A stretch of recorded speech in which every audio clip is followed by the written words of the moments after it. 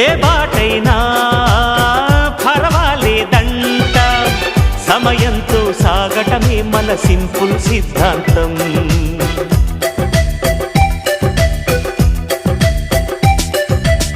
చిరుగాలికి పరిమళమిచ్చే సిరిమల్లెల వనమై ఉందాం, గగనాన్ని నేలను కలిపే హరివిల్లుల బంతెన అవుదాం. ఆనందం అంటే అర్థం మనమందా, ప్రతి పూట పాతై సాగే హుషారు సరిగమలో. ఎన్నో ఎన్నో రాగాలుండే సంగీతం కాదా, చల్లకి నవ్వుల కేరింత.